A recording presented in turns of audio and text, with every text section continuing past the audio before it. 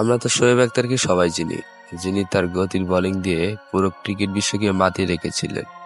কিন্তু এই ক্রিকেট তারকা বলিউডের এক অভিনেত্রীর প্রেমে হাবুডুবু খেতেন, মানিব্যাগে তার ছবি নিয়ে ঘুরতেন। তিনি হচ্ছেন বলিউডের নায়িকা সোনালী বেন্দ্রে, যার প্রেমে হাবুডুবু খেতেন শোয়েব আখতার। তবে সেই প্রেম ছিল একতরফা, কখনো অভিনেত্রীকে সরাসরি প্রেম বিনোদন করা হয়নি, ফলে সেই প্রেম আর বাস্তবে রূপ নেয়নি।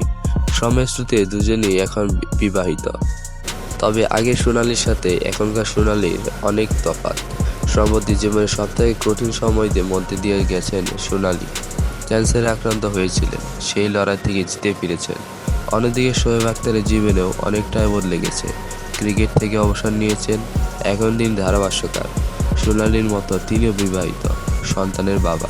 তবে সোনালীর সামনে যদি শোয়েবের প্রেমের কথা তুলে ধরা হয়, তিনি বলেন, আমি শোয়েব আখতারকে চিনি না, পাকিস্তানের ক্রিকেটারকে আমি চিনি না, আমি আসলে ক্রিকেটের ভক্ত নই।